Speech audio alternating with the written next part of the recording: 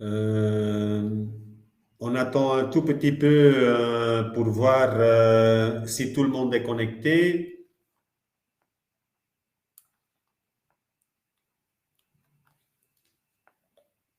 Tout le monde m'entend? Oui?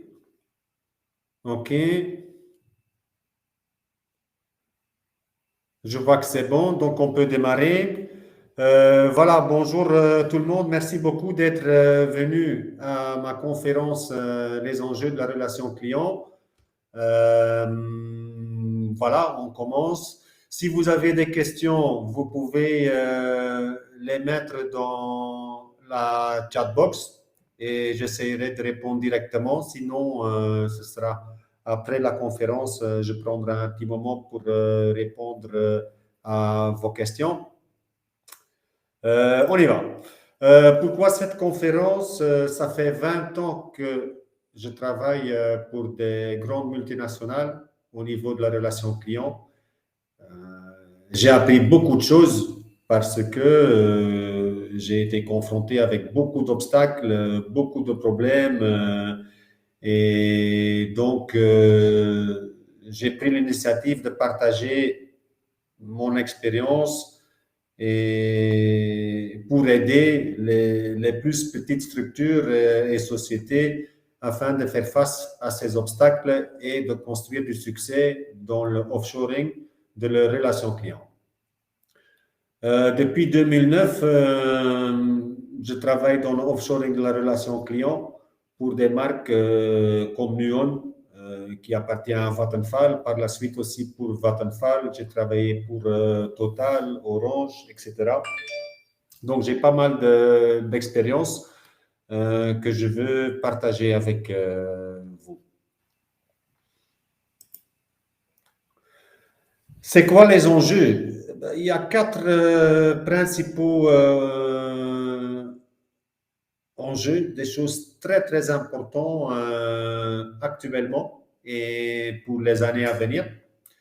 Une, c'est que la concurrence dans la plupart des secteurs augmente fortement grâce à la digitalisation. De plus en plus, nous voyons des startups qui font concurrence à des structures existantes. Quand on dit beaucoup plus de concurrence, ça veut dire aussi une pression sur les prix. Une pression sur les prix, c'est donc une diminution des marges et donc un impact négatif sur le profit des sociétés. Donc, c'est important d'optimiser ces frais opérationnels et donc il faut chercher des économies pour faire face à ce combat de prix, à l'érosion des marges sur les ventes. Si vous ne le faites pas, vos concurrents, tôt ou tard, ils vont le faire. Tout le monde est sous pression et les gens qui sont prêts à prendre certains risques, ils vont se jeter dans le offshoring, ils vont créer des avantages concurrentiels et donc ils pourront être moins chers que vous. Donc c'est important de ne pas rater euh, cette occasion et de démarrer un projet de offshoring afin d'économiser de l'argent sur les opérations. La deuxième, c'est que la législation devient très, très, très lourde, surtout depuis 2018 avec la loi sur la RGDP par rapport aux données privées. Au début de la loi, les gouvernements et les instances européennes, ils ont encore laissé un peu les gens faire pour s'habituer, pour mettre tout en place. Aussi, les administrations, ils connaissaient pas bien la législation, ils avaient besoin de mettre les choses en place. Mais depuis fin 2020, début 2021, que ce soit en Belgique, en France et dans la plupart des pays européens, la loi RGDP est fortement appliquée, suivie. Il y a beaucoup de cas de plaintes, de dossiers juridiques, etc., avec des amendes très, très lourdes et très élevées comme conséquence. Donc, il faut absolument bien mettre en place tout ce qui est législation pour la protection des données privées. On fait ça, en fait, via en anglais, ça s'appelle les TOMS, Technical and Organizational Measures. C'est des mesures qu'on prend au niveau technique, organisation, IT, sécurité, pour sécuriser les données privées. Attention, les amendes peuvent monter jusqu'à 4% du chiffre d'affaires annuel et causent beaucoup de frais juridiques. Euh, donc, une fois qu'il y a une plainte qui passe devant la commission, ben, vous êtes obligé ou forcé de faire appel à un bureau d'avocat pour vous aider parce que la législation elle est très lourde et donc vous avez besoin de support ou de l'aide. Déjà, ça coûte beaucoup d'argent. Et si vous êtes condamné à payer une amende, c'est directement beaucoup d'argent. Donc ça, c'est déjà deux points très importants actuellement. Les deux autres, c'est la performance, donc la productivité, le niveau de service et la qualité. De plus en plus, les clients, ils sont exigeants parce qu'ils sont de plus en plus mieux informés grâce à l'Internet. Les gens, ils cherchent des informations, ils cherchent des solutions avant de vous contacter. Et donc, ils sont très bien informés, ils sont très, très exigeants et ils veulent une solution rapidement, directement et à la limite même 24 sur 24, 7 sur 7. Donc, c'est très important de pouvoir fournir ce niveau de service. C'est clair que sans le offshoring, c'est quelque chose qui peut coûter très, très, très cher d'être dispo 24 sur 24 ou 7 sur 7. L'offshoring peut, pour une partie, résoudre ce problème, comme c'est moins cher en offshoring. Et mon expérience aussi, c'est que j'étais quand même très étonné de la compétence des gens en offshoring par rapport à la technique commerciale, la technique informatique, pour pouvoir donner un bon service aux réponses ou solutions qui sont demandées par les clients. La deuxième chose que j'ai vécue, c'est que c'est quand même un petit peu un choc culturel entre les pays, par exemple, du Maghreb ou de la Turquie et l'Europe. C'est pas toujours facile de s'adapter à la culture française ou belge, mais avec beaucoup d'expérience, avec beaucoup de patience, on peut réussir. Par la suite, je vous donnerai quelques exemples des sociétés qui ont bien réussi à le faire. Et comme dernier point, dernier grand enjeu, la digitalisation, le client, il est partout. Partout, ils cherchent des contacts. Les gens, ils cherchent des contacts via le chat, ils cherchent des contacts via email, via un formulaire de contact sur un site Internet, via le téléphone. Donc, il y a de plus en plus de canaux de contact et c'est très important qu'on peut servir les clients via tous les canaux disponibles et avec les mêmes informations ou les mêmes solutions. Donc, c'est important d'avoir un système ou un CRM qui centralise toutes les informations et les historiques de contact avec les clients.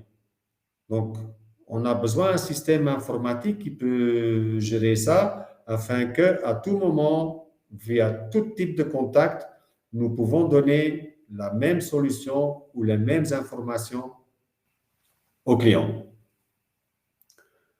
OK, vous avez peur peut-être de l'offshoring. Je vais continuer ici avec quelques exemples. D'abord, les exemples que j'ai vécus au début. Comment je suis arrivé ici? Ben, c'est très simple. À un certain moment, c'était l'appel à l'aventure. Personnellement, j'en avais un peu marre de travailler ici en Belgique, pourtant pour des grosses structures avec une belle fonction, etc. Mais il me manquait un peu les défis, l'aventure. Et donc, j'ai accepté une mission temporaire pour Belgacom Proximus et Eni, et j'ai mis en place pour la première fois un centre de relations clients au Maroc. Une fois que ça a été mis en place, ça a pris plus ou moins 1 an et demi. J'ai rendu les clés à mes clients, les donneurs d'ordre, qui ont repris les activités. Puis en 2009, lors d'une demande d'un ami qui cherchait une structure ou une société pour fournir des services de l'offshoring, il ne trouvait pas grand-chose disponible sur le marché français ou le marché belge. Et il m'a sollicité plusieurs fois pour l'aider à trouver un prestataire. Finalement, bon, j'ai dit, écoute, si c'est juste temporaire, je veux bien le faire. Et donc, je suis reparti au Maroc. J'ai relancé les activités de relations clients pour Poveo. C'est une filiale de Direct Energy en France qui est maintenant devenue Total Energies. Et voilà. Par la suite, ben, ce n'est pas resté temporaire, c'est devenu définitif, vu qu'il ne trouvait pas de solution pour reprendre les activités. Et donc, depuis lors, ben, j'ai ma propre société en offshoring. Entre-temps, nous avons une quinzaine de projets accomplis ou en cours pour des grands comptes en Belgique et en France. Et donc, voilà, aujourd'hui, j'ai pris la décision que je veux mettre mon expérience à disposition des plus petites structures qui cherchent à faire de l'offshoring de leurs relations clients. C'est pour ça que j'ai commencé à faire un article sur l'offshoring et aujourd'hui la conférence sur la relation client. Quelques exemples, ils ont réussi. Méga Énergie, c'est un projet qui est en cours chez nous. Méga Belgique, c'est un petit peu le champion du low cost pour l'énergie en Belgique. Quelle est la situation?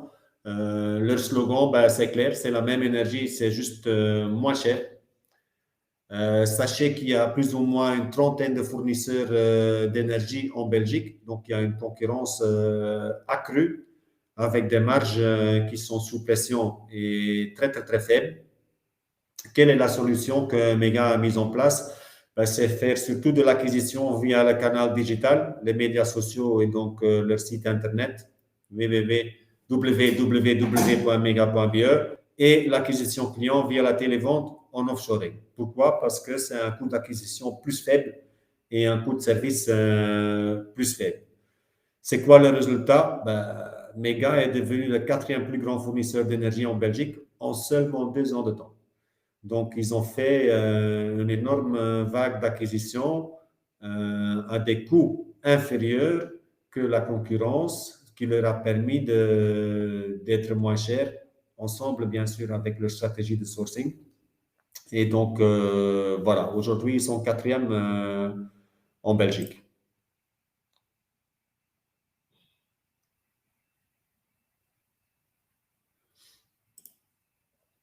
OK, ensuite, deuxième, Compare Énergie. C'est une autre histoire. Compare Énergie, c'est une société qui a connu beaucoup de succès en Belgique et par la suite voulait se lancer sur le marché français. Et effectivement, ils se sont lancés aussi sur le marché français.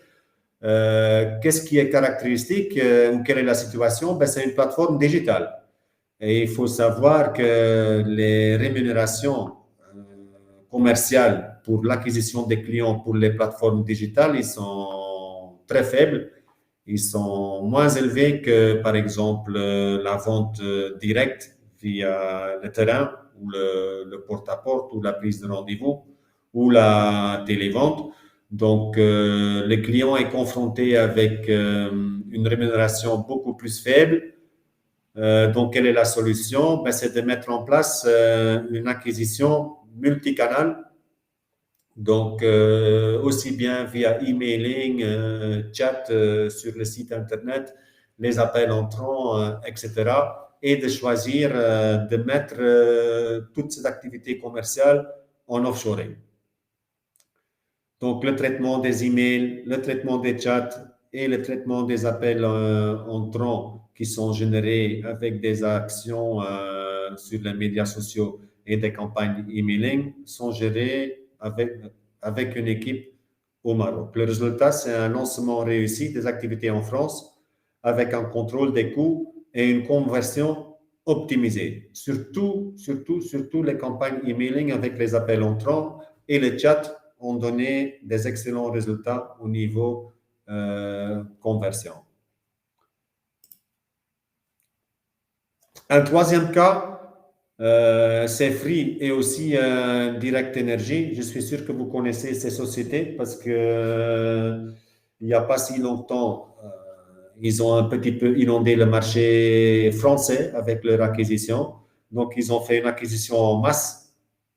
Ils ont fait ça via l'offshoring. Ça leur a permis de créer un avantage concurrentiel et donc faire une acquisition de nouveaux clients à un coût inférieur. Quelle est la situation? Il y avait des positions fortes historiques, que ce soit dans le marché de l'énergie ou le marché de télécom. Dans le marché de l'énergie, c'était par Gaz de France et Électricité de France. Et pour le télécom, c'était France Télécom. Donc, les sociétés historiques qui avaient des énormes parts de marché et qui étaient très fortes. La solution, c'était quoi? C'était acquérir rapidement des parts de marché en étant beaucoup moins cher. Le résultat, c'est quoi? Free et Direct Energy, ils ont fait de l'offshoring de leur activité commerciale et de la relation client. Ils ont eu un coût d'acquisition et un coût de service comme avantage concurrentiel. Aujourd'hui, Direct Energy, c'est devenu le plus grand concurrent de EDF et de Gaz de France. En 2021, Direct Energy a été vendu à Total Energies. Et attention, très important aussi, ce n'est pas seulement les économies. Sachez aussi que Direct Energy a été élu comme meilleur service client depuis 4 ans. Et ceci avec des équipes en relation client au départ du Maroc. Pour Free, ils sont passés de 1,3 million de clients à 18,5 millions de clients de 2002 à 2009 et ils sont le deuxième plus grand opérateur après Orange et devant SFR. Donc, aussi bien au niveau succès commercial que la performance, engagement au niveau qualité, satisfaction client est au rendez-vous dans une campagne de offshoring. Un dernier, c'est un cas en Belgique. On parle ici de Scarlett, c'est une société low cost dans le marché de télécommunications. C'est une filiale de Belgacom Proximus qui est l'opérateur historique qu'on peut comparer avec France Télécom. C'est quoi la situation avec le lancement du deuxième et le troisième opérateur mobile ou GSM en Belgique? Il y a eu une concurrence accrue. Les prix des abonnements mobiles avaient chuté avec 40 jusqu'à 50% et donc Proximus perdait beaucoup de clients. Qu'est-ce qu'ils ont fait? Ils ont donc créé une filiale low cost qui s'appelle Scarlett. Ils ont commencé à faire l'acquisition des nouveaux clients via les comparateurs de prix qui demandent un prix moins élevé pour apporter des nouveaux clients et via l'offshoring de la télévente pour acquérir de nouveaux clients en masse à un prix inférieur. Ils ont aussi créé un avantage concurrentiel via l'offshoring de leur service client, de la relation client. C'est quoi le résultat? Ben, Proximus récupère maintenant ses clients via sa filiale Scarlett. Donc, une bonne partie des clients qui quittent Proximus, ils choisissent pas seulement pour la concurrence Orange, Telenet, etc., mais aussi pour Scarlett. Et par la suite, via un programme de fidélisation et de l'upsell, ils essaient de récupérer et de repêcher les clients Scarlett pour les intégrer de nouveau sur ou comme client Belgacom Proximus. Joli bonus, ben là aussi, c'est pas parce qu'on fait de l'offshoring au Maroc ou en Turquie que la qualité n'est pas au rendez-vous ou que les engagements ne sont pas au rendez-vous. Le service client Scarlett a été élu meilleur service client télécom en Belgique pendant 3 ans, devant Orange et même le service de la marque premium Proximus, qui est quand même une belle performance en étant moins cher et être meilleur au niveau service. Moi, je trouve ça une très, très belle performance.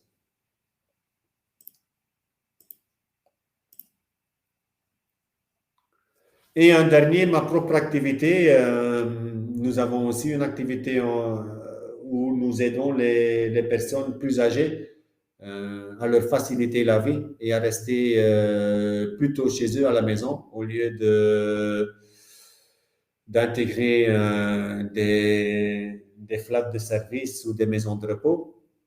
Mon propre projet aussi, on est 100% offshoring, que ce soit pour l'acquisition des clients, service client, le back-office, facturation, même le développement IT, nos activités sur les médias sociaux, ils sont gérés à partir du Maroc en offshoring, que ce soit pour Facebook, LinkedIn, Google Search Optimization, etc.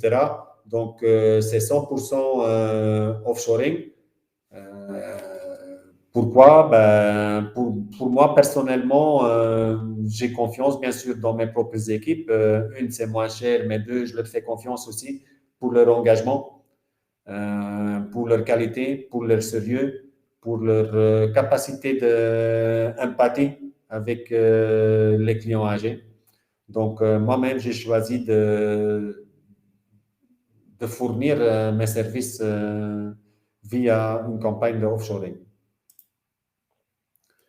Quelques exemples depuis 2014, des clients pour lesquels j'ai soit mis en place la relation client en offshoring, ou soit qui sont clients chez nous.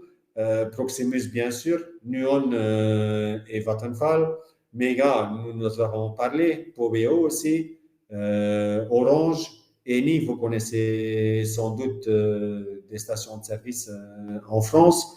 L'Empiris aussi, qui par la suite a été racheté par Total, donc aussi Total Energies. Pas seulement l'énergie, mais aussi les télécoms avec Orange et Proximus.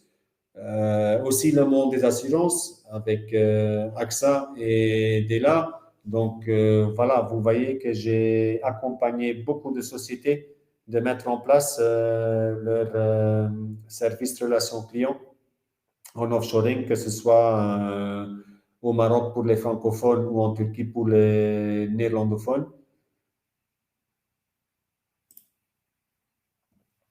Pourquoi prendre un rendez-vous? Ben, si si vous avez plus de questions ou vous avez des problèmes ou vous voulez avoir plus d'informations, ben, c'est gratuit.